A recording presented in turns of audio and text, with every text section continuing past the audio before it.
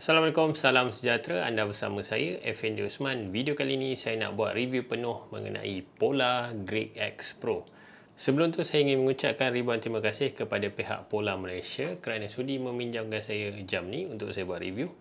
Walau bagaimanapun, ini bukanlah review berbayar. Video ini juga tiada suntingan atau apa-apa tapisan daripada pihak Polar Malaysia sebelum anda dapat menonton video ini. Jadi, tanpa membuang masa, mari kita pergi kepada review penuh Polar Greek X Pro. Pertama sekali kita pergi dengan harga. Untuk harga jam ni berharga RM2,299. Untuk harga saya boleh katakan tak murah, tak mahal. Dia punya harga tu reasonable lah. Kemudian kita pergi pada reka bentuk. Secara peribadi saya boleh katakan jam ni antara jam yang paling cantik pernah saya gunakan. Saya suka pada kemasan yang ada pada jam ni. Kalau anda tengok daripada jam tangan Polar yang lain, kalau ikut yang paling tinggi adalah Polar Vintage V2. Saya tak suka sangat Polar Vintage V2 tu. Saya lagi suka Polar Greek X Pro ni kerana pada saya bezel dia sangat kena dengan jiwa saya. Sebab orang pun tahu saya ni banyak lari trail dan juga banyak buat aktiviti hiking. Jadi bezel dan reka bentuk dia lebih sesuai untuk saya. Kalau anda nak tahu pun, saya tak pakai tempered glass pada jam ni. Sebab pada saya sapphire glass pada jam ni dah cukup baik. Dan juga dia punya bezel ni memang dah protect dia punya screen atau glass di hadapan ni lah. Lepas tu untuk saiz 47mm besar, 13mm tebal. Untuk tangan saya rasa tak ada masalah. Dia tak begitu besar dan tak begitu kecil. Seterusnya kita pergi pula kepada hardware. Okey, jam ni menggunakan Precision Prime heart rate monitor. Ada 10 LED dengan 3 warna berbeza. Warna-warna yang berbeza ni digunakan untuk membantu jam untuk baca kita punya heart rate. Ini kerana ada setengah orang tu dia punya kulit mungkin berwarna gelap sedikit, cerah sedikit. Jadi 3 color yang berbeza ni sedikit sebanyak dapat membantu dan memberi lebih ketepatan kepada heart rate monitor ni untuk baca kita punya bacaan heart rate. Seterusnya untuk GNSS atau lebih dikenali dengan GPS. Jam ni menyokong GPS, GLONASS, Galileo dan juga QZSS. Tiada sokongan Beidou. Tapi untuk GPS, saya rasa tak ada masalah. Untuk lagi info, kita akan tengok dalam chapter seterusnya. Jam ni ada altimeter dan juga barometer. Jadi untuk hiking ada elevation info dan juga bacaan altimeter. Kemudian jam ni tiada N+. Sama juga macam jam-jam tangan Polar yang lain, dia tiada sokongan M+, hanya ada Bluetooth. Jadi sekiranya anda seorang triathlon atau cyclist, anda kena check dahulu device anda adakah boleh pair dengan Bluetooth atau tidak. Seterusnya kita pergi pula kepada fungsi sukan. Okey, untuk fungsi sukan, pertama sekali kita pergi pada profil sukan. Untuk satu masa jam dia boleh memuatkan 20 profil sukan dalam satu masa. Tapi sekiranya anda nak tukar atau nak tambah, anda boleh lakukan daripada aplikasi Polar Flow. Dia punya pilihan sukan tak silap saya banyak gila, dan anda boleh tukarlah. Kalau 20 tu macam tak menarik atau anda nak pakai sukan lain, anda boleh tukar dan synckan dengan jam, nanti dia akan masuk dalam jam.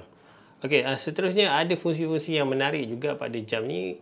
Ada juga heart rate alert. Kemudian ada race pace, di mana race pace ni dia lebih kurang macam virtual pacer.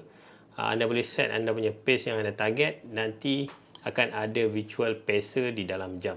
Kemudian dia ada juga informasi hill splitter. Hill splitter ni akan memberi info berapa banyak anda naik dan berapa banyak anda turun lah. Kita pergi pula kepada data field. Okey, untuk data field jam ni ada sokongan power, tetapi bacaan dia sedikit berbeza. Sekiranya anda menggunakan strike pod, anda akan perasan dia punya bacaan power sedikit tinggi berbanding dengan strike pod. Ini kerana algoritma atau kiraan yang digunakan dalam Polar ni sedikit berbeza, dan saya susah nak cakap nak follow yang mana. Terpulang sekiranya anda training berdasarkan strike pod, anda boleh ikut bacaan strike pod. Sekiranya anda tak ada strike pod, anda boleh gunakan bacaan power yang ada dalam jam ni lah. Seterusnya untuk data page dan juga data field, anda tak boleh nak tukar data page dan data field semasa aktiviti. Hanya boleh dibuat di luar aktiviti menggunakan aplikasi Polar Flow. Anda setting dekat situ dan kemudian anda synckan kepada jam. Nanti dia akan berubah dekat jam lah. Tapi hanya boleh dilakukan di luar aktiviti. Sebab semasa aktiviti, dia punya data field ni lock. Dia tak boleh nak ubah. Untuk data field, maksimum boleh letak dalam satu page adalah 4 sahaja. Saya berharap Polar akan tambah baik benda ni. Paling kurang boleh letak 6 lah. Sebab macam saya, kadang-kadang saya lebih suka tengok satu page sahaja. Saya perlukan informasi yang banyak dalam satu page sahaja. Saya tak minat nak scroll-scroll sebab kadang masa race kita nak fokus dekat larian. Sambil tu kita nak tengok sekilas sahaja dekat jam kita nak tengok info. Tapi bila macam info tu tak ada dalam page tersebut, kita terpaksa tekan lagi lah. Jadi saya berharap dalam masa akan datang Pola mungkin boleh tambah, letakkan 6 page dalam satu masa. Kemudian untuk data fill juga, saya rasa ada beberapa data fill yang tak ada. Contohnya macam elapsed time untuk orang yang lari trail atau lari looping game. Elapsed time ni pada saya sangat crucial atau critical lah. Kita perlu tahu berapa masa dah berjalan daripada moving time kita. Jadi elapsed time ni pada saya sangat membantu. Jadi buat masa ni memang tak ada lagi data fill tu. Jadi saya berharap sangat Pola boleh letakkan dalam masa akan datang. Seterusnya kita pergi pula kepada fungsi navigasi. Untuk pengetahuan anda semua, jam ni ada breadcrumb navigation, ada elevation info, boleh load GPS file, ada juga sokongan Komoot. Tapi aplikasi Komoot adalah aplikasi berbayar. Jadi kalau nak gunakan Komoot tu, anda kena subscribe Komoot dan kemudian bolehlah utilize ke dalam jam ni. Kalau tidak, hanya boleh upload GPS file melalui laman web Pola Flow. Jam ni juga ada fungsi back to start untuk demo atau simulasi breadcrumb navigation Pola. Anda boleh tengok pada video yang saya sertakan dekat atas ni. Seterusnya fungsi yang menarik pada jam tangan Pola iaitu test. Di sini ada beberapa test yang kita boleh lakukan sendiri untuk tahu informasi tersebut. Saya sempat menggunakan running test untuk buat saya punya test V2 Max. Dia punya test tu sangat structure dan data dia saya boleh katakan hampir tepat lah. Sebab kalau ikut simulasi test dia tu memang macam dalam lab, tapi ini mengikut Pola punya setting. Tapi selepas saya menggunakan running test ni, saya dapat check saya punya V2 Max iaitu 43. Bila saya compare dengan jam lain, dia punya bacaan tu lebih kurang sama.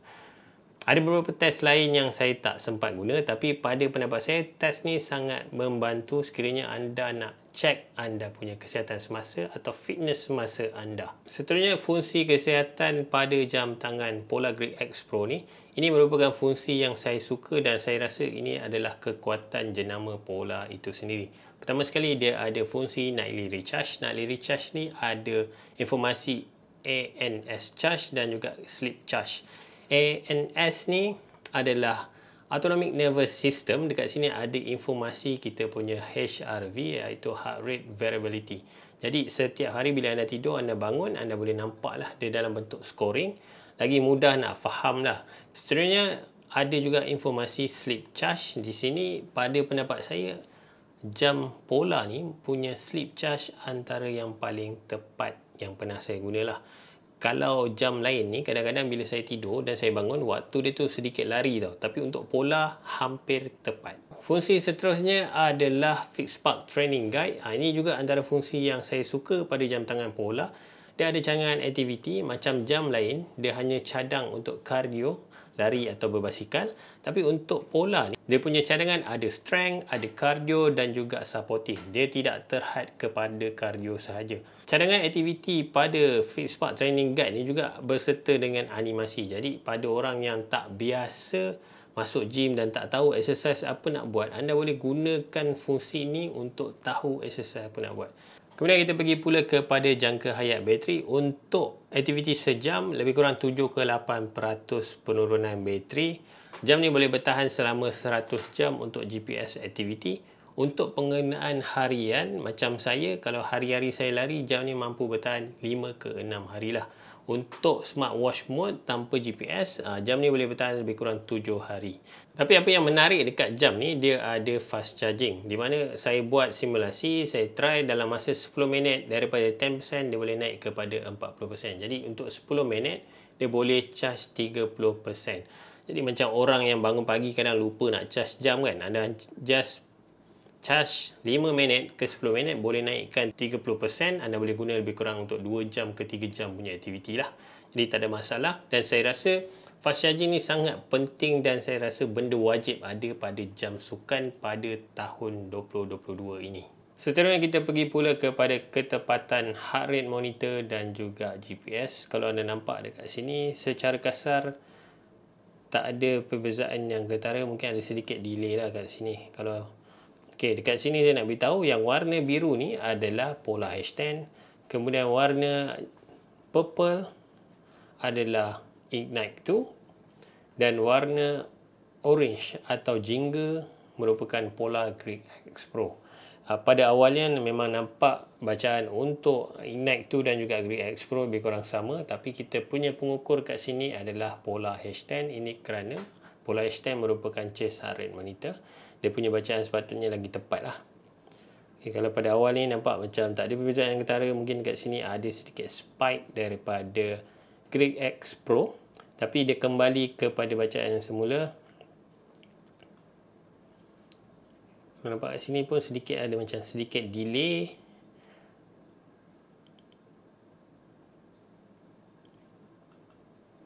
So untuk heart rate monitor saya boleh katakan okey, menghampiri Polar H10 sendiri. Seterusnya kita pergi pula kepada ketepatan GPS. Dekat sini kita ada 3 device juga.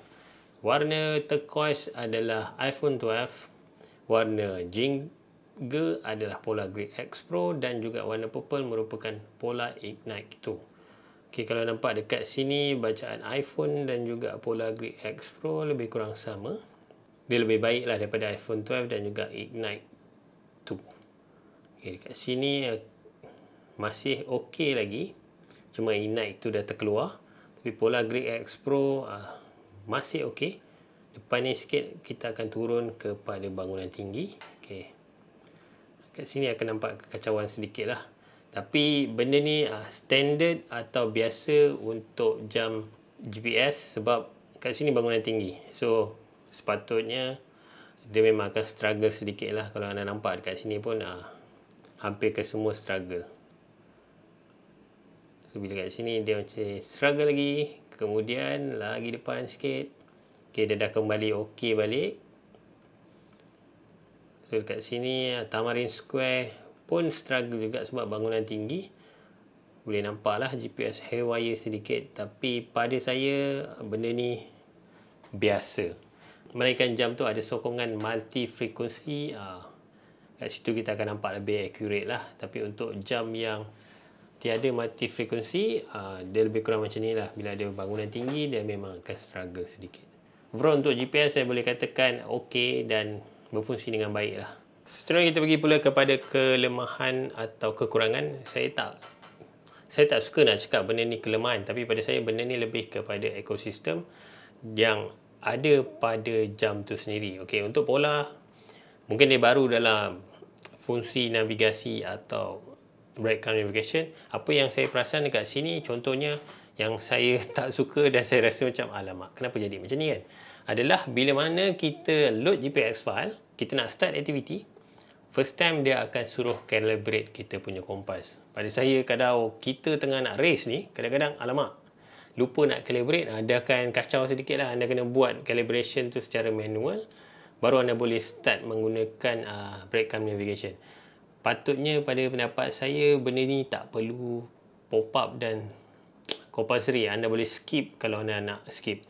Tapi untuk jam tangan Polar Grid X Pro ni, anda kena calibrate sebelum mulakan aktiviti. Jadi dia macam sedikit mengganggu lah kita punya tempo untuk race tu lah. Yang kedua, anda tak boleh nak tukar route semasa aktiviti berjalan. Maksudnya dekat sini katalah anda dah load GPX file, tapi tiba-tiba anda lupa, anda salah load file yang lain, anda nak tukar route tersebut, anda tak boleh lakukan terus. Anda kena stop dahulu atau pause dahulu untuk tukar route tersebut. Jadi dia akan sedikit mengganggu anda punya timing dekat jam lah. Sepatutnya boleh dilakukan terus lah, tak perlu nak pause. Sebab kalau tengah race, kalau boleh kita tak nak stop pun kita punya jam, sebab kita nak tahu timing tu tau. Tapi untuk bola ni anda kena pause dahulu, anda endkan route tu, baru anda boleh tukar route lain. Saya berharap benda ni boleh dilakukan terus tanpa perlu pause. Kesimpulan dia, adakah Polar Grid X Pro bagus untuk anda? Secara peribadi, saya boleh katakan kekuatan Polar adalah pada analisa kesihatan dia. Selain itu juga fungsi-fungsi seperti nightly recharge, test, FitSpark Training Guide ni antara fungsi yang sangat menarik yang susah nak jumpa dekat jenama lain. Fungsi-fungsi ini dapat sedikit sebanyak membantu anda dalam aktiviti harian dan menambah baik kesihatan anda. Jadi sekiranya anda nak cari jam ni, anda boleh beli pada link yang saya sertakan di ruang description. Itu saja untuk kali ini. Saya harap video ni manfaat untuk anda. Kalau anda suka video-video macam ni, jangan lupa subscribe, like dan share video ini kepada kawan anda semua. Kita jumpa lagi dalam video akan datang. Assalamualaikum. Bye-bye.